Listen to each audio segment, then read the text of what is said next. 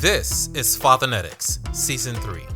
For the past 2 seasons, this platform has centered on intentional fatherhood, adoption, marriage, masculinity, identity, community, the daily discipline of showing up and leading well inside of our homes.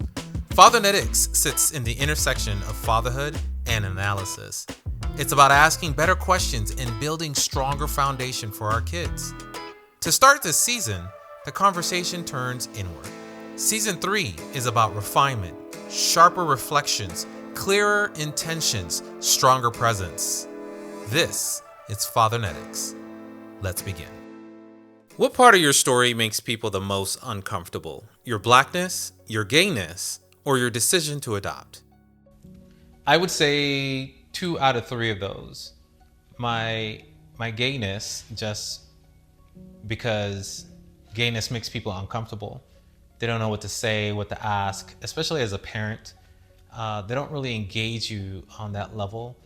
We've been blessed enough to have some amazing friends for Jacob, my 12-year-old, where that's a non-issue. We don't have to engage and talk about the gayness of the world because we exude that, right? We represent that in everything that we do when we're around them. So it's not really an issue. We're close enough to be family friends, so we don't really get into the weeds. Now, the black part, that's something I carry with me. It's the first thing you see. So a lot of those issues that come with being black fall into prejudice and racism. People make assumptions about you based on the way that you speak, the dialect that you use, whether it's what people used to call Ebonics, or whether it's the professional language, right? You can use the right words, you have a good vocabulary, you have to present properly. So I think a lot of people take issue with not really understanding where in the spectrum of gay and black I sit in. And I think a lot of people out there, a lot of dads out there that are going through the world the way that I did, right? We all grew up trying to find where we fit in. Today, I'm just blessed enough to have the type of husband and the type of child where I find myself more focused on the podcast that exudes or that tries to connect with people that we can all learn from, grow a community that makes sense. When people say kids need a mother, what goes through your mind now versus 10 years ago? Now, what I will tell you about this is, I've interviewed a few people. I follow some people online who have come across this struggle before, right? Where people are going onto their social media or have made comments to them in person saying, hey, your kid needs to have a mom in their life in order to have that right balance. Well, I challenge that, right? Nature versus nurture. I don't believe that 2 gay men are lacking when it comes to being able to provide what a traditional mom would provide, right? Which is often considered the softer part of things, the loving, the nurturing part. But I challenge you and say that men have those within them. And we've just been conditioned here in the United States and in potentially other countries abroad to say that men are the stronger, the more sentinel type, the non-emotional component of a male and a female traditional home. Well, that's not the case in a gay home. We have the opportunity to exude the love, the sensitive side, as well as the strong side. We have a lot of dads that take on the mom role if they're single, right? Single parents do that as well. They take on the dad and the mom role. Same thing with moms. Moms take on the dad and the mom roles. So it's the same thing. I think a lot of our societal pressures put us in boxes that truly doesn't need to exist. With adoption laws and LGBTQ plus rights shifting across states, did you ever worry your family wouldn't be legally protected? So this one is a big one in Trump's America.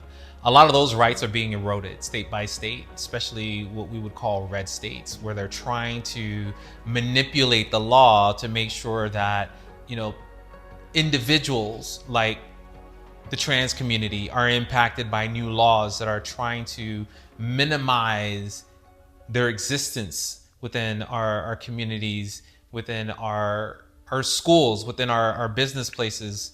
Same thing with like the drag queens who are now not allowed to read the kids because of fear that the kids may learn to be drag queens or want to be drag queens. I say to that, if kids want to be drag queens, it's because they wanted to be drag queens. Drag queens, baby, first of all, we're not hiring. Okay, the market is oversaturated. Drag Race Spain, Drag Race UK, Drag Race the Moon. It's too much. They actually passed this law in Florida that says, I know. They passed a law in Florida that says that drag queens and children can't be in the same place at the same time. I know, that was my thought. At first I was like, but then I was like, let's hear them out. Wait, hold on, let her cook. You know what I mean? We may have finally found some middle ground at Jubilee. And I want to be clear, the only reason I agree, it is not because I think that drag queens are dangerous to children. I think children are dangerous to drag queens. It's true, they are unruly, unsanitized, unnecessary, completely. Not because they saw a drag queen. If anything else, seeing a drag queen in a bookstore reading a book in a very friendly and not so scary or very not scary way is exactly the way that we need to be exposing our kids to what is normal in this country. We have Black people, we have white people, we have Latinos, Asians, we have queer people, we have same-sex couples, we have same-sex dads, same-sex moms, lesbian couples, we have everything in between, right? That's part of the LGBTQ plus family, and that includes the different ways that we can express ourselves and feel love and feel seen and entertained in some capacities. Why can't we just be the kind of people that we want to be? So as a parent in the LGBTQ community, I want to make sure that my child is exposed to all of those things. That way he can make his own decision and has made his own decision on who he wants to be. Just because we're gay does not make my son gay. That is not how that works. How do you prepare your teenager for a world that debates whether your family should even exist? Now, you may have seen me ask this question to a lot of the guests that join my podcast. How do you explain, current events to your kids in a way that makes sense? To that, I say, we always start with the facts. We want to make sure that we're explaining to our kids what we're talking about. Where is it coming from? Multiple sources. Be educated. The moment that you fall down in explaining to your kids what's happening in this world, especially if they are school-age kids, they will find other ways of filling that gap. And oftentimes the information that they're getting from outside of your house is going to be completely incorrect or malaligned to the values that you're trying to teach your child. Now, again, you're not arming your kids with pitchforks to be able to go out there and be defensive and be very physical and be very ambivalent with the individuals that are bringing up these topics. What you do want to do is make sure that your child has an opportunity to understand what those people are pushing for and how that impacts them and their family so that they can explain that to them. Hey, this is how that impacts me because this is part of my family. If you love me, all I want you to do is understand and have a dialogue with me. I'm not trying to convince you, just want to make sure that you know that the things that are happening out there in social media, in government, in local government is a reality and it impacts real people like me and other queer parents that are out there. Do you ever feel pressure to represent all gay dads or all Black fathers when you're behind the mic? So yes, I do sometimes feel pressure to represent, not all, because I can't do all. The LGBTQ community is so diverse. There's no way I can represent them all, but I can represent the very small corner that I exist in. And it's done in a very concerted way, right? It's the way that we interact with our friends. It's the way that we interact with our straight friends. It's the way that we behave, the way that we support, the way that we encourage, the way that we communicate when people visit our homes. For instance, when my son has guests here at the house, whether it's for the day or overnight, we do a very good job of communicating to them. You have a cell phone. You can reach out to your parents at any time. If that's 1 o'clock in the morning, 3 o'clock in the morning, 5 o'clock in the morning, and you feel like you need to call your parents for whatever reason, you want to call and say, hi, how are you doing? Or you want to call and say, please come get me. Feel free to do that. If your phone doesn't work, wake me up. I will give you my phone. You can call. There is that freedom in this house. But at the same time, we try to build a very close-knit communication network with their parents, right?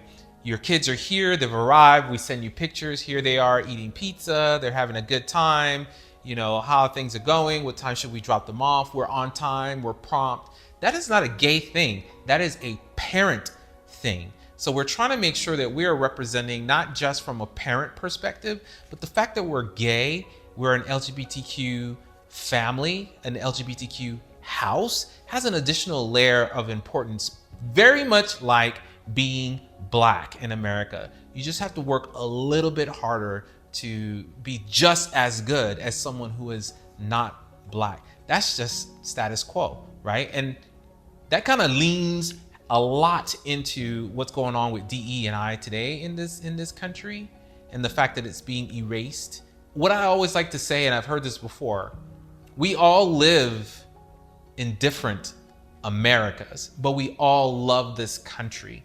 Our experiences is what dictates how we interact with this world, how we feel passionately about the issues that are coming up, not only in our social spaces, in religion, in government, with our friends, on this podcast. Those things are very real. They're very impacting to all of us. We just need to be the kind of people that want to hear and understand. Doesn't necessarily mean you're going to change our minds, but we have to be able to have conversations without yelling at each other. Understand our positions and help that inform the way that you engage with us. How do you and your husband handle discipline differently? And who's the soft one? Well, let me tell you, discipline is a big thing now. Our kid is a preteen. He's going to be a teenager in a couple of months, and it is getting crazy. This is the time where I know everything is very prevalent in this house. I heard it, but I didn't listen to what you were saying is very prevalent in this house. I think my husband and myself, we have worked at this for years, and by no means are we perfect. But we're doing our best to make sure that we balance each other out as best as we can, right? When I've had enough, he comes in and he can take over. When he's had enough, he taps me, I come in, and depending on who's the aggrieved party, right? I say that jokingly, but our son knows how to press our buttons. So whoever's buttons he's pressing tends to be the more engaged in the moment.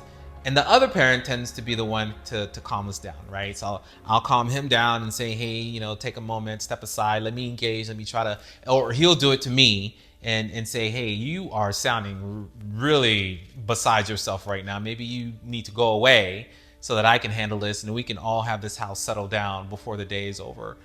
Our goal is always to make sure that we are coming from a place of positivity, right? What have you earned today that allows for you to have things that you want to have? Your phone, your video games, your ability to go outside, play with your friends, sleepovers. What have you done today that has earned that for you until the next day, right? So it's a day-to-day type of situation in our home. One day it may be week to week, but right now it's day-to-day. So we're trying a different approach. We don't want to continue to be punishers. We want to be rewarders, right? We've heard from a lot of people in the scientific community and the therapeutic community that kids learn faster and better with positive affirmation and reward. So that's what we're trying to do. By no means are we gentle parenting, but we're trying to find the middle ground between gentle parenting and just being outright jerks. When did you realize the podcast wasn't just a hobby? So granted, it did start out as a hobby, right? I wanted to see what this was going to turn into. And I cannot tell you enough that this has turned into something that's been quite amazing. The number of people that I've been able to connect with that have raised their hand and said, yes, I want to be on your podcast because I've asked, or have come out of nowhere and said, hey, I've heard your podcast. Let me know if there's an option to be on it. Has been phenomenal, right?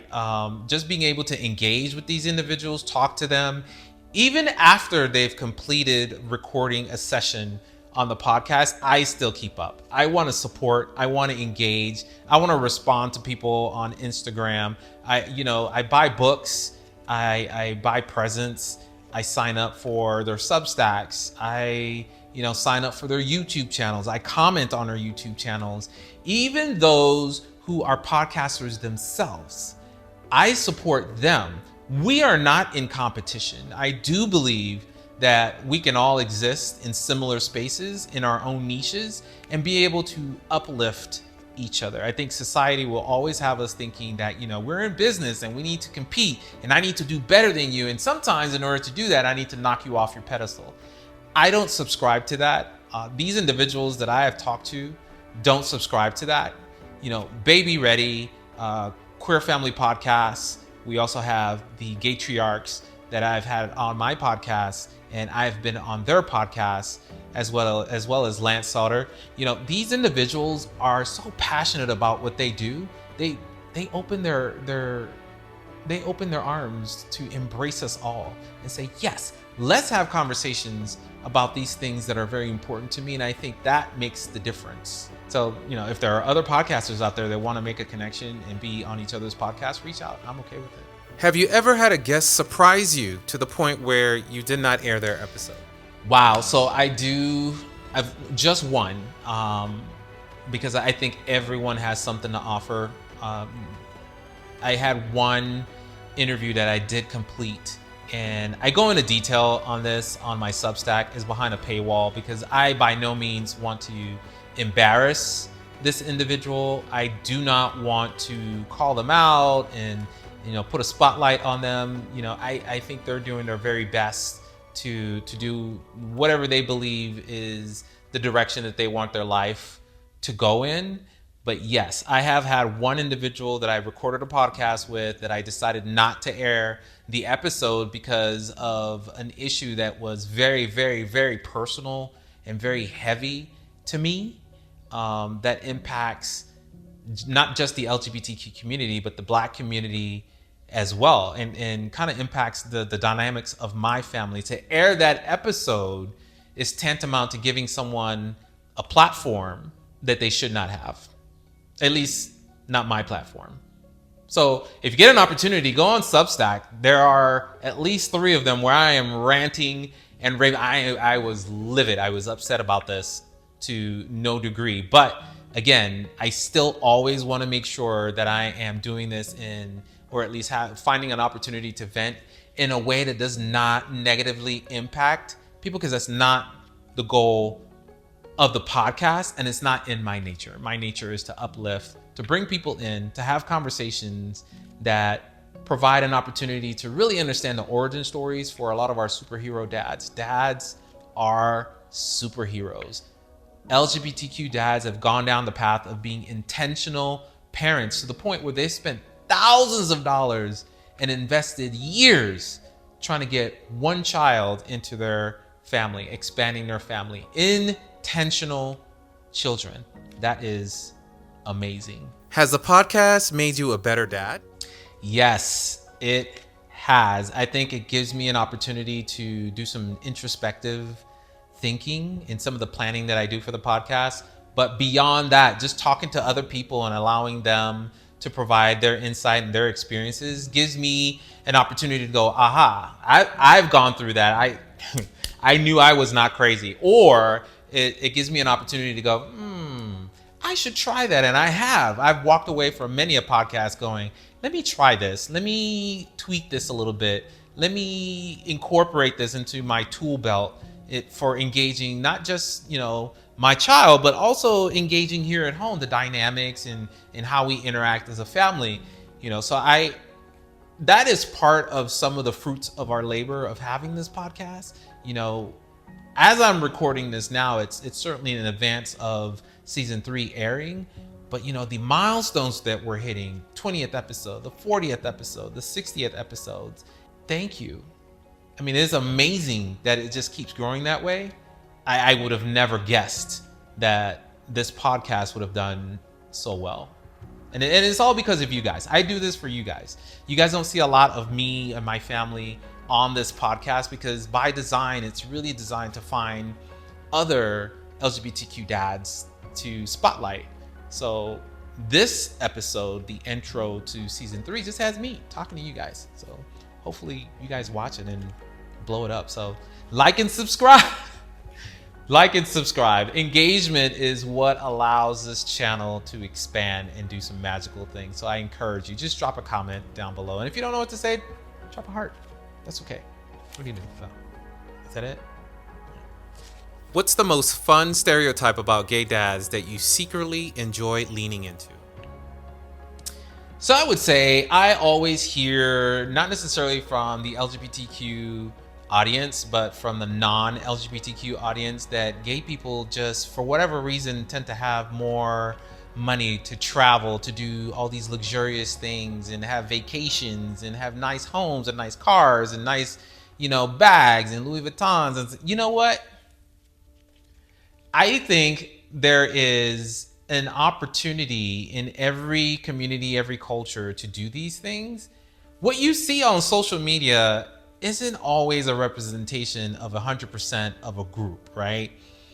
But it is a stereotype. And I will say our family does, take opportunities to buy things that we think are quality, just because we recognize that in certain areas, what you buy is representative of what you want to get out of it, right? You buy something cheap, it's going to break, you're going to end up paying 3 times as much for it. But I do believe that certain things that you can afford, if you can afford it, why not? It's here, go forth and conquer. Obviously, live within your means and allow for your family to exist where it needs to. With my kid, I want to make sure that he has an opportunity to do a lot of the cool things that I wanted to do when I was younger. Not that my parents were not able to do it for me, because they've done quite a bit, especially helping us migrate here to the United States from Panama, which is where I'm from, guys, Panama. So we migrated here when I was 10. So, I mean, that's not an easy thing for any family to do, considering, I have an older sister and a younger brother, and of course, mom and dad. But now that I have a kid, we travel a lot. Also, we take cruises, we leave the country. He has a passport. He loves to travel. So these are the things that we want to continue to do while we can, because we have spent so much time getting to where we are today. This wasn't, we just woke up and we're here. We've done everything you can imagine, all kinds of jobs, all kinds of cars, all kinds of not cars, right? Taking buses, and we've done it all. So we've earned a right to sit at the table, just like many LGBTQ couples have done as well. What's the most dramatic overreaction you've had to a bad mic setup or a tech glitch? Okay, so this is a good one, because while my cousin Kalyani was here in visiting us, we did a podcast episode 2 or 3 of season 2. Fantastic one. I had such a great time. But while she was here, halfway through, I thought I did not press record. So I freaked out, because we had gotten like a good 20 minutes into this conversation, and I literally had to stop and look and rewire and kind of double check. And I did, but it was quite the experience, because I did not want to have to find another opportunity to record another 20 minutes. And the conversation was so good. If you go back and watch this, we had such a good time. It would have been tragic to had lost 20 minutes, or the first 20 minutes of that podcast. So that was the biggest freak out moment that I've had on the podcast. So ever since then, I'm like checking levels and double checking and making sure the lights are on to make sure that I don't have it. It will happen again, I'm sure, but I'm trying my best to keep it from happening. All right, guys. Well, listen, I appreciate you guys listening this far. If you've made it this far, season 3 comes out July 2026. It's going to be an amazing run with all the different guests that I have lined up. I take a long ramp to getting to our seasons, because I want to make sure that I have adequate number of people in the wings ready for episodes to drop for the next season.